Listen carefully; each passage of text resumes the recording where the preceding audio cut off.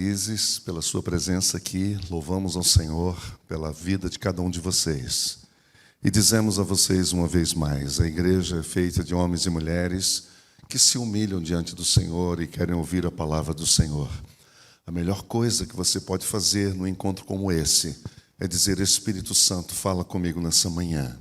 Você não precisa ser uma pessoa professa, você não precisa ser uma pessoa batizada nessa igreja, mas você tem um coração e você está aqui por alguma razão. Talvez alguém te convidou, não importa. O mais importante é que agora nós vamos abrir a palavra de Deus. E todas as vezes que a palavra de Deus é aberta, nós temos que estar com os nossos ouvidos atentos para a voz que vai falar no nosso coração. O Espírito Santo sempre está falando. É interessante, essa semana eu estava ouvindo uma entrevista com um pastor conhecido, que muitos de vocês aqui gostam dele, que é Luiz Saião. Eu estava ouvindo o Saião falando sobre o período interbíblico, que a gente chama de um período de uma espécie de silêncio de Deus. São 400 anos entre Malaquias e Mateus, praticamente. A gente fala Mateus, mas na verdade é Tiago, né? Que foi o primeiro texto do Novo Testamento a ser escrito. E quando a gente vê esse período, não é que Deus parou de falar, Ele sempre continuou falando. Deus fala, Deus falou, Deus falará. E Deus está aqui nessa manhã para falar conosco. Amém? Só faz sentido essa reunião, esse encontro, se você sair daqui dizendo: tem algo novo no meu coração que eu vou aplicar na minha vida. Aí sim faz sentido vir, faz sentido estar, faz sentido a gente se encontrar, porque só faz sentido quando a palavra de Deus muda algo em nosso coração. Possivelmente, Tiago é uma das palavras mais desafiadoras que tem em toda a Bíblia. É um livro inquietante, é um livro provocante, é um livro desafiador. Todo homem, toda mulher de Deus deveria ler e ler e ler e ler a epístola de Tiago.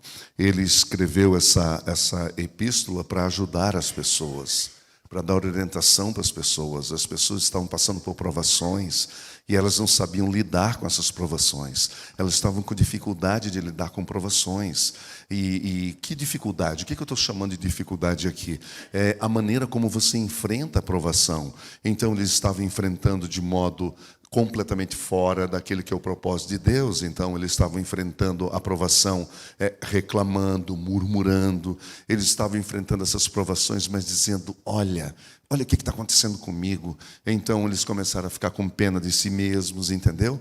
Então, o objetivo de Deus, que era levar a provação para aquelas pessoas, para aprovar as pessoas, que na verdade é isso que provação quer dizer. Provação quer dizer, provação e sofrimento quer dizer, Deus nos prova para nos aprovar. Então, Deus está nisso. Então, não fique reclamando, preste atenção. Quando estiver passando por lutas, por dificuldades, talvez você esteja bem no meio de uma delas, você vai dizer: Senhor, o que o Senhor está querendo me ensinar com tudo isso?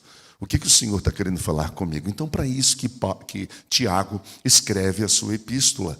Ele está ensinando as pessoas. Ele está dizendo: olha, perseverem, não desistam, continuem firmes, não é? Aproveitem as provações, encarem com alegria as provações, porque é Deus dando oportunidade para nós crescermos. E maturidade, esse é o nosso tema. Maturidade, crescimento na dependência de Deus. Para isso que existe a prova, porque na prova geralmente nós passamos a prova sozinhos, não é verdade? Nós passamos nossas provas sozinhos, e é ali na solidão, na quietude, na solitude, que a gente descobre que Deus maravilhoso que nós temos. A gente começa a conhecê-lo, a gente começa a depender dele, a gente começa a dizer: meu Deus, eu te conhecia só de ouvir, mas agora os meus olhos te veem. O Evangelho é isso, o Evangelho é um ensino, ele tem a sua parte teórica, obviamente que sim, todos os ensinamentos dos profetas e todos os ensinamentos de Jesus são a base para Tiago. Essa era a Bíblia que Tiago lia. Você pode perguntar: qual era a Bíblia que Tiago lia? Tiago lia a Bíblia do Antigo Testamento, obviamente, e também os ensinos de Jesus. Ele, como o irmão mais velho, o meio-irmão de Jesus, ele também aprendeu de Jesus, não é? Ele aprendeu de Jesus e ele está aplicando aqui, só para vocês terem uma ideia. Há pelo menos 50 menções nos 5 capítulos da epístola referentes ao Antigo Testamento, e o restante disso é baseado no que Jesus ensinou. Então nós vemos aqui muito presente o Sermão da Planície, ou o Sermão da Montanha, ou o Sermão das Bem-aventuranças, eu não sei como você chama, a presença desse sermão aqui, junto com todo o ensino e escopo do Antigo Testamento.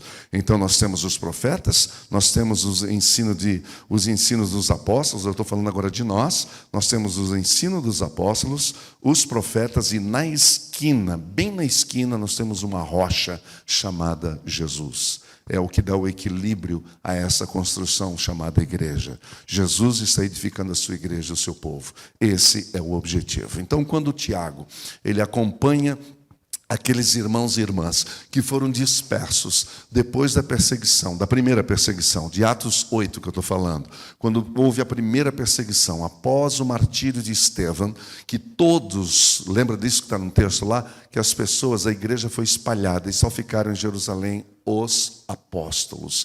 Ali o que aconteceu? Essas pessoas foram dispersas, mas não muito longe, né? Porque a essa altura, só para vocês entenderem, o evangelho ainda não tinha alcançado os países ao redor.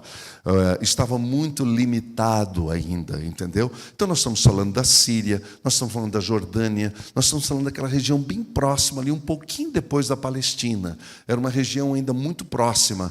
Então, e a maioria, obviamente, eram judeus convertidos ao Evangelho. E esse pessoal, agora disperso, longe um do outro, começou a se esfriar na fé. E eles passaram a ser o que nós chamamos hoje de crentes nominais. Ou seja, são as pessoas que são crentes na teoria, mas na prática praticam uma outra coisa. E essa é a segunda razão pela qual Tiago escreve a sua epístola. A primeira, para dar força, para orientar, para dizer, levanta a cabeça, vamos aprender com as provações. Mas a segunda é um alerta. A segunda é uma chamada de atenção.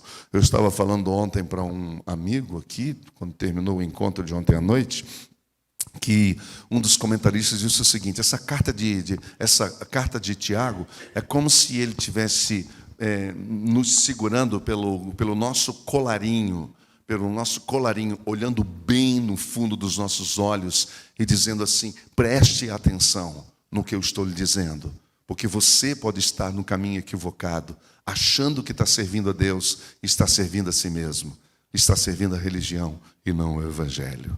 Entenderam? Então, é interessante, Tiago está chamando a gente para a prática, porque ele percebeu claramente esse descompasso entre a vida deles e o que eles estavam professando. Eles conheciam na teoria, mas a prática era outra. Agora eu vou fazer uma pergunta para você: será que isso é uma realidade nos nossos dias hoje? Será que muitas pessoas estão dizendo, ou já disseram perto de você, olha, esses crentes aí, eles falam uma coisa e vivem outra? Alguém aqui já ouviu isso? Alguém aqui já viu pessoas se referindo a líderes de igrejas, pastores e outros líderes, liderança da igreja, dando um péssimo testemunho a respeito, uma incoerência extraordinária, assustadora, constrangedora, triste? É isso que acontece. Então, quanto a nós que estamos aqui, você que acompanha a gente de casa, preste atenção no que a palavra de Deus fala para nós. Por isso que é importante fazermos séries expositivas. Por isso que é importante pegarmos um texto e irmos versículo após versículo, porque aí a gente começa a pregar de coisas que a gente não está muito habituado, não está muito acostumado, tem que estudar, e a gente começa a falar de temas que a gente não gosta muito, porque isso vai cutucar a gente, vai mexer conosco, como vocês vão ver nessa manhã. No capítulo 2... Capítulo 2 é um capítulo interessante, ele é dividido em duas partes. A primeira está falando exatamente sobre isso, a questão de acepção de pessoas. E a segunda parte desse capítulo vai falar sobre a língua, que nós vamos conversar isso a fé e obra, que nós vamos conversar na semana que vem. O capítulo 3 fala sobre a língua. Mas é interessante isso, que Tiago dá todo esse toda essa atenção a essa questão. Então, no capítulo 2, versículo 1 de Tiago, diz assim, que nós não devemos fazer distinção entre as pessoas. Lembra dessa expressão? Nós não devemos fazer acepção de pessoas. Eu estava observando e lendo a expressão grega que gera essa palavra para nós de favoritismo, de preconceito ou de acepção de pessoas, ela quer dizer literalmente em grego, aceitar a face de alguém pelo que parece ser. É isso que foi traduzido para nós em português, acepção de pessoas. Ou seja, quando você olha para a pessoa, olha para o rosto da pessoa e você aceita essa pessoa pelo que ela aparenta. Pelo que ela aparenta, você não a conhece interiormente, você não sabe o que ela pensa, você não sabe quais são seus valores, você não conhece essa pessoa, você está vendo ela apenas por fora e você aceita a pessoa por fora. E isso já aconteceu comigo e eu acho que já aconteceu com você também. Vamos ser honestos. A gente já aceitou muita gente na nossa vida só pela aparência, pelo corte do cabelo, pela roupa, pela grife, pelo carro que ela dirige, pelo lugar onde ela mora, pela profissão que ela tem e tantas outras coisas. Às vezes pelo discurso, ou seja, pela aparência. Tiago diz que isso é pecado. É o que nós vamos ver hoje. Isso é pecado. E por que é pecado? Porque nos torna juízes movidos por motivações perversas. Por trás desse gestozinho quase inocente há uma perversidade. Quando eu julgo a pessoa pelo lado de fora, eu tenho os meus interesses. Eu me aproximo de você com interesse. Eu estou querendo algo em troca. Há uma barganha acontecendo aqui. E é por isso que isso é condenado pelo Evangelho. O religioso faz isso com o pé nas costas. O discípulo e a discípula de Jesus não consegue caminhar com isso. Porque sabe que essa não é a vontade de Deus, não foi para isso que nós somos salvos. A segunda coisa é que gera favorecimento por interesse pessoal, obviamente. A gente tem sempre um interesse. Você já teve essa sensação de pessoas se aproximarem de você por interesse? Você já se sentiu usado por pessoas? Você já se sentiu usado por alguém? Foi tão triste, não é? Quando você descobriu isso. Doeu tanto, não é? Agora, a pergunta ao contrário. Você já usou pessoas? Você já abusou de pessoas? Talvez essa você não lembre de muitos, mas isso pode ter acontecido. E a última coisa é porque vai contra o segundo principal mandamento. Qual que é o primeiro mandamento mesmo? Jesus fez um resumo dos mandamentos, não é verdade? Dos 10 mandamentos, não apenas dos 10, mas dos 630 que existem em toda a lei mosaica. Jesus chega e faz um resumo. Qual é o resumo? Amarás, vamos dizer juntos, todos juntos com convicção, vamos lá. Amarás o Senhor teu Deus com toda a tua força, com toda a tua alma e com todo o teu entendimento e ao próximo como a ti mesmo. E ao próximo como a ti mesmo. A primeira obra que Deus faz no nosso coração é a gente se sentir amado por Deus. A segunda, você começa a se amar a si mesmo, para depois você amar o próximo. Há muitas pessoas que não amam o próximo porque não amam a Deus, porque não amam a si mesmas. Então vamos ao nosso texto dessa manhã. Tiago, capítulo 2, versículos 8 até o 13. Tiago, capítulo 2, versículo 8 até o 13. Se vocês de fato obedecerem à lei real, que significa a lei do reino, a suprema lei de Deus, encontrada na Escritura que diz: ame o seu próximo como a si mesmo, estarão agindo corretamente. Mas se tratarem os outros com favoritismo, estarão cometendo pecado e serão condenados pela lei como transgressores. Pois quem obedece a toda a lei, mas tropeça em apenas um ponto, torna-se culpado de quebrá-la inteiramente. Pois aquele que disse não adulterarás, também disse não matarás. Se você não comete adultério, mas comete assassinato, então torna-se transgressor da lei. Falem e hajam como quem vai ser julgado pela lei da liberdade, porque será exercido juízo sem misericórdia sobre quem não foi misericordioso. A misericórdia triunfa sobre o juízo. Senhor Jesus, Muito obrigado por essa manhã. Obrigado pela Tua palavra. A Tua palavra nos tira do sono.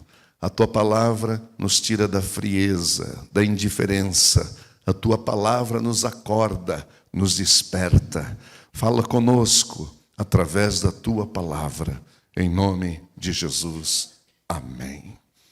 Versículo 8, se vocês de fato obedecerem à lei real, amarás o teu próximo como a ti mesmo, vocês não estão fazendo a coisa correta. Amar uma pessoa não significa gostar de uma pessoa e concordar com ela e chamá-la para passar férias juntos. Isso é uma visão latina, a gente põe muita emoção nessas coisas. Então um latino pensa assim, se ele não estiver beijando a pessoa, abraçando a pessoa, ele não está amando a pessoa. E para quem viveu fora aqui sabe do que eu estou falando, é totalmente diferente em outros países.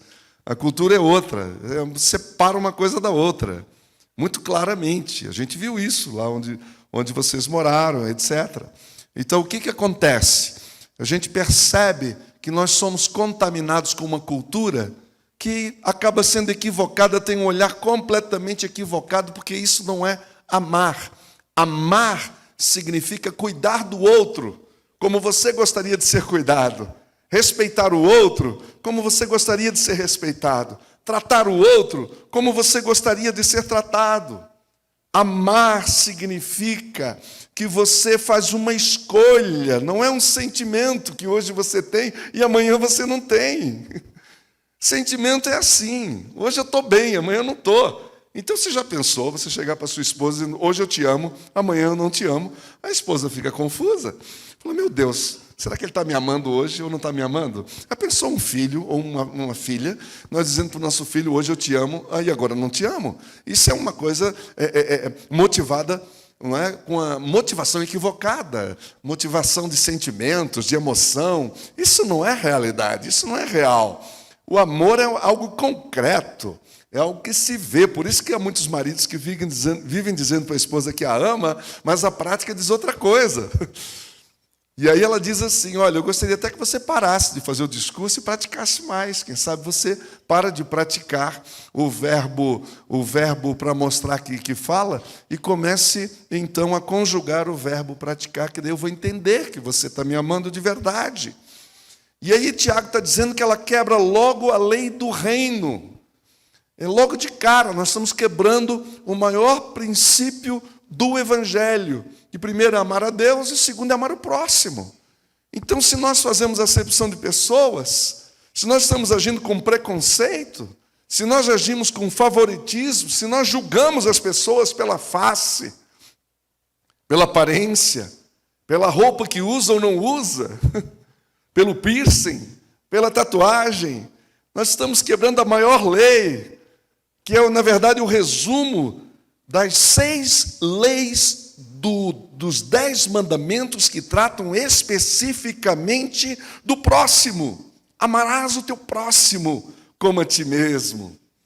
É a falta de amor que cria o preconceito.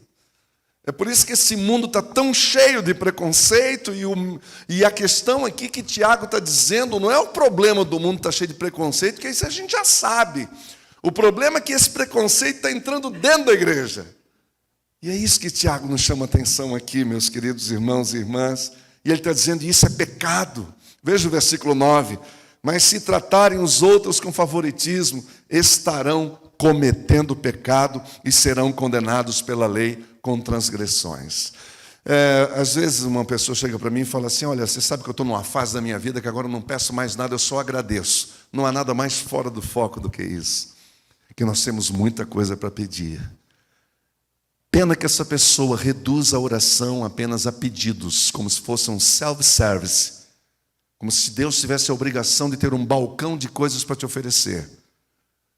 Na verdade, há outras coisas fundamentais que a gente precisa pedir para que as coisas materiais aconteçam naturalmente. E uma das coisas que a gente precisa pedir é, Senhor, dá-me discernimento, livra-me do auto-engano. Que às vezes você vai para a presença de Deus para pedir perdão e você olha para você, que você é uma pessoa maravilhosa, olha para o espelho, fala, nossa, do que eu vou pedir perdão? Eu sou um homem tão bom, eu sou uma mulher tão boa, Eu não entendo por que as pessoas não gostam de mim. Então há muito mais coisas para a gente falar com Deus a respeito. E uma delas é o auto-engano, que a gente pode estar quebrando mandamentos do Senhor sem perceber. Quebrando o mandamento. Nós não podemos escolher o que queremos cumprir na lei de Deus e ignorar o restante, que é o que mais acontece hoje. A gente faz a seleção daquele texto que nos agrada e deixa o restante para trás. Quem aqui não lembra da caixinha de promessa? Nada contra, tá, gente? Por favor. Pode continuar com ela. Tem a caixinha lá de promessa, mas eu nunca vi uma promessa assim, daquela eis que te digo, abre o olho e o negócio vai pegar para o seu lado. É só palavra de bênção. A gente tira até com aquela alegria. Fala, ai, que legal. Ai, eu quero outra. Aí virou uma coisa gostosa. Parece uma sobremesa depois do jantar. Você entendeu? Não é isso. A palavra de Deus ela é íntegra e nós temos que olhá-la de forma integral. Se você faz um esquartejamento da palavra, você vai deixar de ter a palavra toda, a palavra inteira para você. Veja o versículo 10. Pois quem obedece toda a lei, mas tropeça em apenas um ponto ou num ponto, torna-se culpado de quebrá-la por inteiro. Você quebrou a regra. Vamos pegar um exemplozinho simples da regra de trânsito.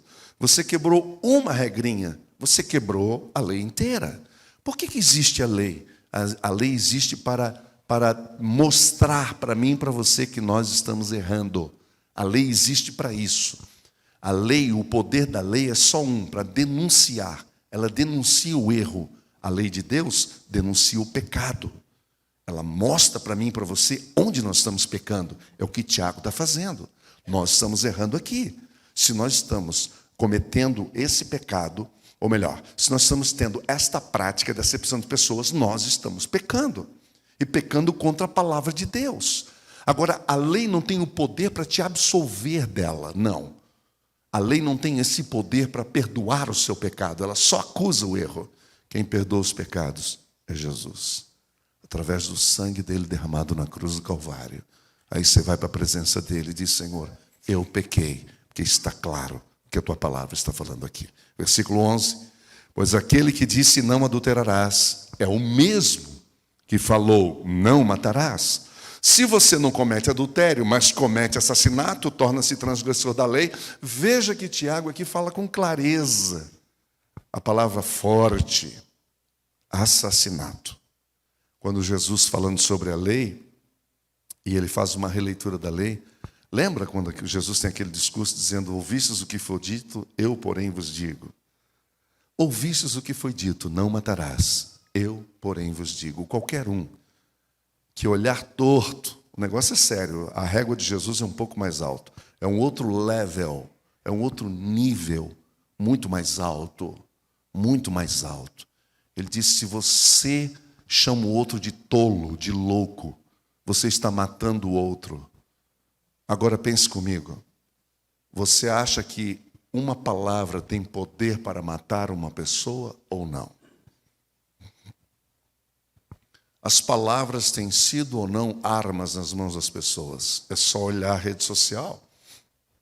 Não precisamos ir muito longe. Abre o seu Facebook para você ver uma coisa. Abra aí a sua rede. Nós matamos os outros com palavras. Você acha que uma mãe tem poder para matar um filho só com uma palavra? Tem. Você acha que um pai tem poder para matar o seu filho com uma palavra? Tem. Você acha que um irmão tem poder para matar o outro com uma palavra? Ele mata com a palavra, porque a palavra mata. A palavra mata. Se ela não for salgada com amor, se ela não for cheia de amor, ela mata. E só tem duas, não tem um meio termo. Ou você traz vida ou traz morte. Nós vamos falar isso lá na frente, Tiago vai falar isso. Eu não vou nem dizer para você o dia, para você não deixar de vir. O mandamento não matarás, não apenas proíbe que nós tiremos a vida do nosso próximo, do nosso irmão, mas ele ordena que a gente vá para frente, que a gente zele pela reputação dele. Já imaginou isso? Você acha que nós vivemos numa sociedade onde tem gente quebrando a reputação do outro? Desculpa a minha ironia. É o que a gente vê todos os dias. Gente quebrando a reputação do outro, querendo destruir o outro. Mas a palavra de Deus diz muito mais, vai muito mais além, é muito mais profundo, muito mais profundo. Isso é evangelho. A religião só cumpre o que está dito. O evangelho vai à frente, dizendo que a gente tem que zelar pelo bem-estar, pela vida dele, pela família dele, pelos bens dele, os bens do próximo. Já pensou isso aqui? Já pensou uma sociedade que vive isso? Que coisa maravilhosa que não seria? Isso seria o céu. Um cuidando do outro, um abençoando a vida do outro. A W. Tozer é um autor, um homem abençoado. Ele escreveu um livro chamado 5 Votos para se obter poder espiritual. Quando você puder comprar esse livrinho fininho, compre e leia. Um deles diz o seguinte: nunca passe adiante algo que vá ferir a reputação de alguém, que vai machucar alguém, ainda que seja verdade. Ainda que seja verdade. Eu vou repetir. Nunca passe adiante nada que vai machucar a vida de alguém, que vai prejudicar alguém, que vai manchar a reputação de alguém, ainda que seja verdade. Quando Jesus foi erguido naquela cruz e as pessoas estavam todas diante dele, Jesus disse: Pai, perdoa-lhes, porque eles não sabem o que fazem. Ali estava eu, estava você. Jesus perdoando todo mundo, mas ele não apenas perdoou, como ele atenuou a pena sobre eles, dizendo porque eles não sabem o que fazem. Quando nós fazemos acepção de pessoas, nós estamos quebrando esse mandamento: não matarás. Vocês estão vendo como é sério o negócio, meus irmãos? Eu sei que tem uma turma de irmãos por aí que diz que o Antigo Testamento não serve mais nada, o negócio agora é um novo, etc. Isso não é verdade. O Antigo Testamento faz parte da palavra de Deus, é o cânon do Antigo Testamento. O Antigo Testamento está revelado no Novo e o Novo está previsto no Antigo Testamento. Eles são casados entre si. São casados entre si. E sim, a lei está vigorando. Só que agora você não tem que fazer mais nada, porque Jesus fez por você. Mas você precisa fazer só uma coisa: se render aos pés de Jesus. E dizendo: eu não posso, eu não sei, eu não consigo, mas o Senhor consegue. O que acontece conosco é que a cultura vai nos engolindo. A cultura vai nos engolindo. A gente vai se habituando com o modo de viver daqueles que não seguem Jesus. Nós estamos cheios de amigos que não seguem a Jesus. Você conversa com eles o dia inteiro e, sem perceber, você está concordando com eles, porque você não tem coragem de se posicionar como homem de Deus e como mulher de Deus. Você ainda está naquela de querer ser um agente 007, achando que ele vai perceber na sua vida mudanças, quando você está concordando com tudo que ele fala, tudo que ele diz, com tudo que ele pensa, com cada piada que a gente ouve, piadas preconceituosas, alimentando o preconceito, alimentando a acepção de pessoas, e nós estamos concordando com essas piadas. E aí eu pergunto para você: qual que é a autoridade que você tem para dizer: olha, Jesus pensa diferente? O seu amigo vai dizer, a sua amiga vai olhar para você e dizer: não, mas você não pensa assim não, né?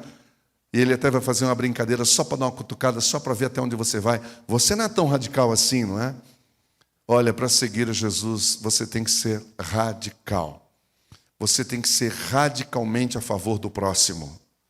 Você tem que ser uma pessoa que ama radicalmente. Não existe amor morno. Ou você ama, ou você não ama. Esse é um mandamento básico da vida cristã.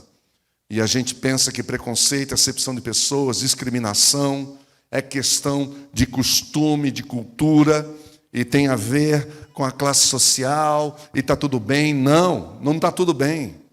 Isso é antibíblico, isso é anti-evangélico. Essa é uma prática anticristo, anti-reino. O Evangelho de Jesus trata desse assunto com clareza. Quando nós quebramos um mandamento, nós estamos quebrando todos os mandamentos. Porque o mesmo Deus que disse não adulterarás, Ele também disse não matarás. E nós estamos pecando contra o nosso próximo, quando a gente passa para frente aquela piadinha, aquele bullying, arrebentando com a vida do outro. E muitas vezes, até muitas vezes, é por algo que a pessoa jamais vai poder mudar. Essa brincadeirinha que a gente faz do careca, não é todo careca que se dá bem que já casou com a careca dele. Parece engraçado o que eu estou falando, mas isso é muito difícil. E conversando com pessoas assim, um dia que se você puder conversar com pessoas que têm alguns problemas, especialmente físicos e que são externos, converse com ele para você ver se ele acha graça disso. Ninguém acha graça dessas coisas. Ninguém acha graça. Aí, graças a Deus, que tem um monte de cirurgia por aí que ajuda as irmãs. Tem umas que já passam do limite, né? Elas já são lindas, aí tem que mudar alguma coisa. Aí já é exagero, tem dinheiro para gastar e etc. Como uma vez eu vi uma Angel, aquelas meninas que são modelo da Victoria's Secret, e uma delas estava dizendo o defeito que ela tinha. Eu fiquei catando o defeito no rosto da moça na foto. Até hoje eu não achei. Mas ela não gosta de umas coisas lá. Tem essas coisas, tem uns exageros. Mas tem gente que tem problema com coisa que não pode consertar. E aí vira brincadeira, vira acepção de pessoas, vira um monte de coisa. A gente precisa amar as pessoas. Eu sei que tem gente que convive com a gente que fala demais, fala mais do que a boca. É cansativo, eu sei. Você vai falar isso para mim. Eu lido com gente o dia inteiro. Fala o tempo todo e é no mesmo tom, assim, ó, aquela coisa. Não muda, nem para dar uma sensaçãozinha de que mudou de assunto. Não, é difícil, eu sei que é. Mas você também é difícil, concorda comigo? Você concorda comigo? Não, Zantão, você está enganado. Você é uma pessoa maravilhosa. Tá bom. Aí você olha para a esposa, ela já está de cabeça baixa, já, porque ela não quer nem ver. Você entende o que eu estou falando? É isso que a palavra de Deus está dizendo. E isso é muito sério. Isso transgride o que nós defendemos na teoria. E o que Tiago está dizendo é, vamos parar de ser só teórico, vamos ser práticos. Que o Senhor nos livre de sermos cristãos nominais que falam só da boca para fora, de ser pedra de escândalo. Nós precisamos mudar isso a partir daqui. Ó. Como é que a gente muda isso? A partir daqui, a partir dessa igreja, dessa comunidade pequenininha. Nós somos uma pequenina comunidade que Deus está fazendo uma obra. Você está entendendo? Então vai começar por nós. Vamos viver só o Evangelho.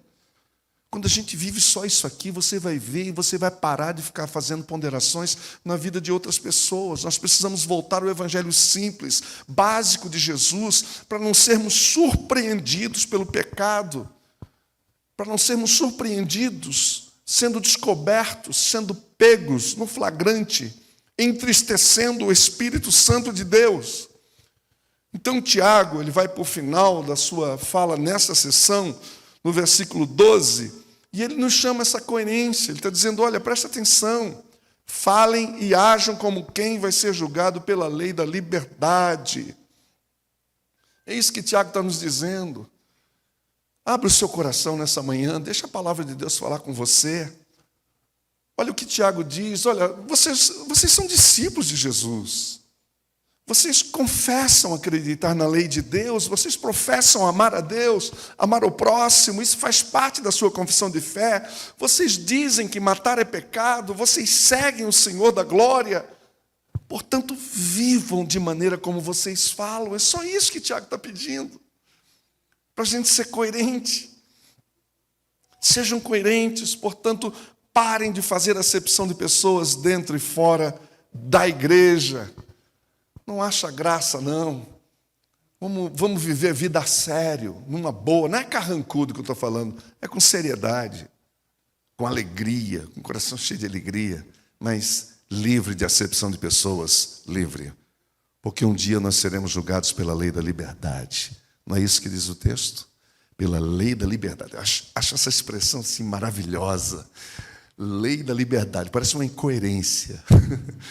Uma lei, existe uma lei que é a lei da liberdade. Que lei da liberdade é essa? É claro que é o Evangelho de Jesus.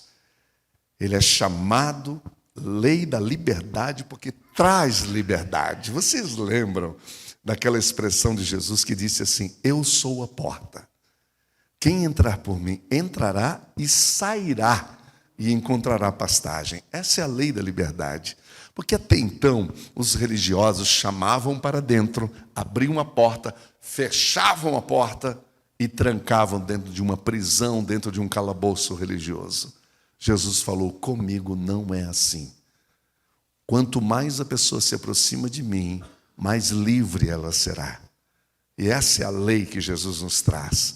A lei que nos livra, nos liberta dos estereótipos humanos. Sabe aquela coisa tipada, sabe aquela coisa da imagem para ser aceito. Eu estava conversando com um amigo agora de manhã sobre isso. A gente faz isso para poder ser aceito para as pessoas. Jesus vem e nos liberta disso, nos liberta desses valores humanos, desses conceitos do mundo, que não tem nada a ver com o Evangelho, e pior, dos conceitos da religião, e nos une num só corpo. Ele faz um corpo só em Cristo. Que coisa maravilhosa, não é verdade? Aí a mão não fala mal da outra mão, que não fala mal do pé, porque nós somos todos partes de um corpo só. Isso é igreja. A igreja, na verdade, é a única instituição na terra que não deveria haver esse tipo de preconceito e de separação. Eu peguei essa frase do tio Nico, o Augusto Nicodemos, e eu achei isso maravilhoso. E o Warren Wiersbe diz que a igreja é o lugar onde nós devemos tratar todos de forma igual, porque diante de Deus nós somos todos iguais. Isso me lembra o pastor Billy Graham, que disse que diante da cruz nós somos todos iguais. O Roy Heston disse que aos pés da cruz não há diferença entre eu e você, entre homem e mulher, entre rico e pobre, porque todos são vistos da mesma forma. Esse é o lugar onde nós devemos tratar a todos de forma igual, igualitária, porque diante de Deus nós somos apenas filhos e filhas de Deus, amém? Filhos e filhas de Deus. Aqui é o lugar onde o pobre e o rico cantam as mesmas canções. Não é lindo? Eu não sei se você já parou para pensar nisso. É o lugar onde a gente faz oração uns pelos outros. É o lugar onde a gente participa da mesma mesa, a ceia do Senhor, onde a gente ouve a mesma palavra. É aqui na igreja onde essa distinção tem que ser abolida. Vamos dizer essa palavra juntos? Abolida. Você sabe o que significa isso? Abolir. Abolir significa tirar da nossa vida, deletar. A moçada aí, né, tem que falar na linguagem geracional. É deletar, deleta isso. Você já imaginou uma comunidade onde a gente delete isso? E aí Tiago, prosseguindo, ele entra no versículo 13, e ele fala de algo que pouco tem se falado na igreja hoje, mas vocês vão ouvir o que Tiago tem a nos dizer. Ele disse, versículo 13, porque será exercido juízo sem misericórdia sobre quem não foi misericordioso. A misericórdia triunfa sobre o juízo. Você sabe quem tem misericórdia? Quem já recebeu misericórdia. Quem nunca recebeu misericórdia não sabe o que é misericórdia e não sabe ser misericordioso.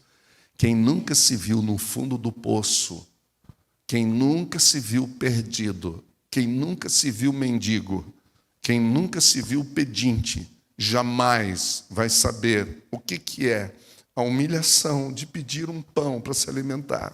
Jamais. Só quem passou por isso. Só quem passou por isso. E Tiago está dizendo que quem não for misericordioso não será tratado com misericórdia, e isso é sério, e ele está falando isso para o povo de Deus. E aqui eu preciso falar uma palavra sobre o julgamento de Deus. Há um julgamento, ouça, por favor. Haverá um julgamento. Isso é real. O juízo final é uma realidade.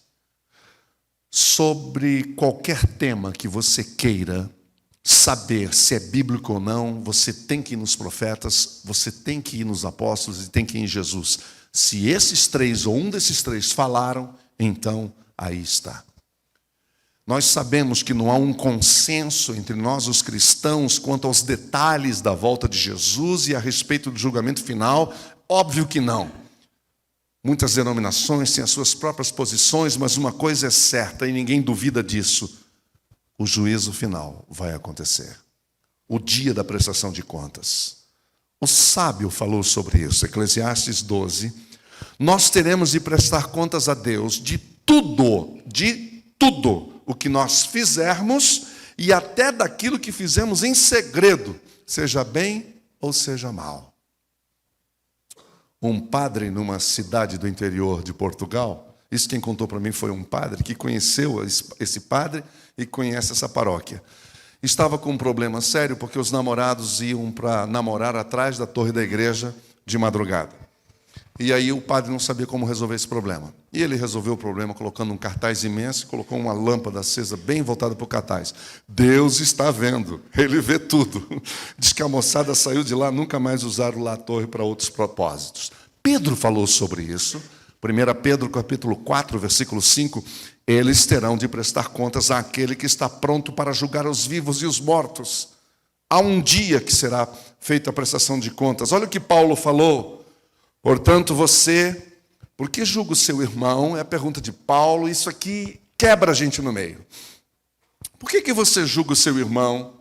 E por que você despreza o seu irmão? Por que você é preconceituoso com o seu irmão? Por que você faz acepção com o seu irmão? Pois todos nós compareceremos diante do tribunal de Deus. Todos nós estaremos lá. Porque está escrito, por mim mesmo jurei, diz o Senhor, diante de mim todo joelho se dobrará, toda língua confessará que eu sou Deus. Assim, cada um de nós prestará contas de si mesmo a Deus. Portanto, deixemos de julgar uns aos outros. Vamos parar de fazer acepção de pessoas. Todos nós seremos julgados. Em vez disso, façamos o propósito de não colocar pedra de tropeço ou obstáculo no caminho do irmão. Eu não vou responder pelo seu pecado, eu vou responder pelo meu pecado, eu vou responder por cada palavra minha. E você vai responder pelas suas. Veja o que ele fala aos Coríntios. Por isso, nós temos o propósito de lhe agradar, quer estejamos no corpo, quer o deixemos. Paulo está dizendo, seja vivo, seja morto. É isso que ele está falando. Pois todos nós devemos comparecer perante o tribunal de Cristo, para que cada um receba de acordo com as obras praticadas por meio do corpo, ou seja, desse corpo, quer sejam boas, quer sejam más, nós vamos prestar contas. Aqui, por favor, presta atenção aqui. E o próprio Jesus disse, mas eu lhes digo, que no dia do juízo, isso é Jesus falando, o dia do juízo, os homens haverão de dar conta de toda a palavra inútil que tiverem falado. Pois por suas palavras você será absolvido, e por suas palavras você será condenado. Jesus de Nazaré, século I, falando para um grupo de pessoas completamente incrédulas e indiferentes. Porque será exercido o juízo sem misericórdia sobre quem não foi misericordioso. A misericórdia triunfa sobre o juízo, é isso que Tiago quer que a gente entenda. O que ele está nos advertindo aqui? Que os discípulos de Jesus, presta bem atenção, não serão julgados pelos seus pecados, porque se é discípulo, já confia em Jesus, já confessou, Jesus já perdoou os pecados, mas as nossas obras serão julgadas e recompensadas. Nossas palavras serão julgadas. O que dizemos para as pessoas, ouça isso, e principalmente a forma como nós dizemos será colocado diante de Deus. Então, cuidado com o que você fala. Os nossos atos serão julgados. Deus perdoa os nossos pecados quando nós confessamos a Ele. Mas Ele não pode mudar as suas consequências. Posso fazer uma pergunta para você? Deus muda as consequências dos nossos atos? Consequências? Não. Ele perdoou o pecado de Davi? O que vocês acham? Sim. Ele eliminou as consequências do pecado de Davi sobre a família dele? Não. Consequências pesadas. Muito pesadas. Judas poderia ser perdoado. Optou por não. Não quis se arrepender. Não quis se humilhar. Não quis reconhecer que agiu por si mesmo. Entendeu? Abrindo uma brecha para Satanás agir na sua vida. Pagou com a própria vida. Você entende o que nós estamos falando? As nossas atitudes no dia de juízo, daqueles que não usaram de misericórdia, que trataram as pessoas com preconceito, esses não receberão a misericórdia de Deus, porque Tiago está dizendo: o juízo será sem misericórdia. Isso é muito forte. Sendo claro, se você é racista, se você é preconceituoso com as pessoas em geral, você está no caminho para ser julgado por Deus sem misericórdia.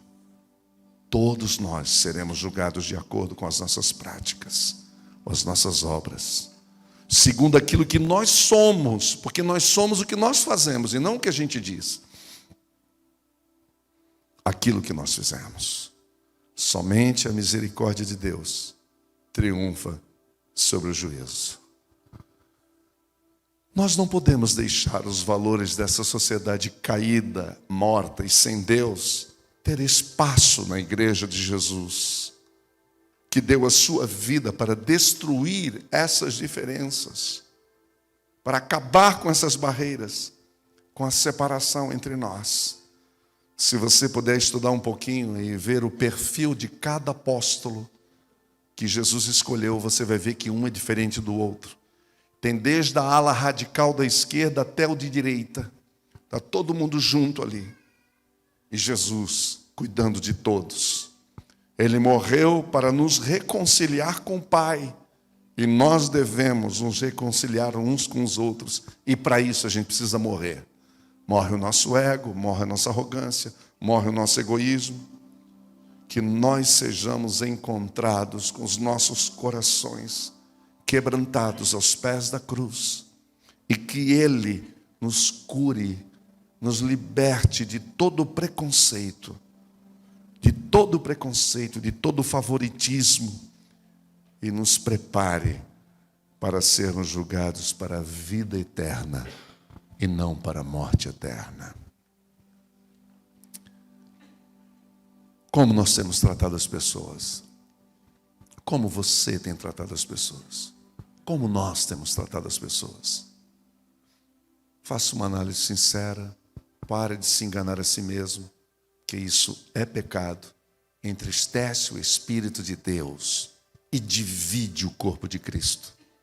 Nós precisamos unir o povo, unir o corpo de Cristo e não esquartejá-lo. Porque quem esquarteja o corpo de Cristo é Satanás, é o acusador. E nós sabemos qual é o fim dele. Mas quanto a nós, nenhuma condenação há para os que estão em Cristo Jesus. Amém? Nenhuma condenação há. O Senhor Jesus conhece as suas ovelhas, mas que nós vamos ter que prestar contas de tudo, nós vamos. E só para aquietar o teu coração, dizem que naquele dia o Senhor vai dizer antes do julgamento: os senhores pastores onde estão? Aí diz que vai levantar as mãos os pastores, os bispos, os apóstolos, que tem um monte hoje, não é verdade? E aí diz que o Senhor Deus vai dizer: os senhores, por favor, naquela portinha lá no fundo, nós temos uma conversinha para ter antes do julgamento. Então quem está falando aqui para você é alguém que tem consciência. E eu tenho um medo tremendo de errar com Deus. Tenho medo de pisar na bola de Deus. Eu não tenho medo de você, mas de Deus eu tenho. Eu não tenho medo de você, mas de Deus eu tenho. Eu tenho temor a Deus. Porque eu sei que eu vou prestar conta de cada palavra. Eu sei disso. Mas não sou só eu que vou prestar contas, você também. Então cuide com o que você fala. Cuide como você trata as pessoas. Vamos fazer dessa igreja uma comunidade diferente, que respeita as pessoas, que não seja pelo interesse político, interesse econômico, seja qual for o tipo de interesse. Não se aproxime de ninguém por interesse. Não use pessoas. Vamos fazer uma comunidade diferente, que é isso que esse pessoal quer. Eles querem a igreja de Jesus. Eles amam também a igreja do Senhor. Só que eles não conseguem entender como que gente que se diz discípulo de Jesus age como eles lá fora no mundo. De modo que o que tem que mudar é o nosso coração. O nosso coração precisa mudar. Ninguém precisa mudar de roupa, ninguém precisa fazer a cirurgia para tirar a tatuagem. E não estou fazendo defesa de tatuagem aqui, por favor. Se cada um é problema seu. Não tem nenhum problema com o seu piercing. Mas a pergunta que Jesus pergunta é: como está o seu coração? Como está o seu coração? E o coração é enganoso. Então a gente tem que ir para a presença do Senhor. Obrigada por assistir essa mensagem. Eu espero que você tenha sido imensamente abençoado. Não se esqueça de se inscrever no nosso canal, curtir e compartilhar os nossos vídeos e clicar no sininho para ativar as notificações. Venha viver Betânia!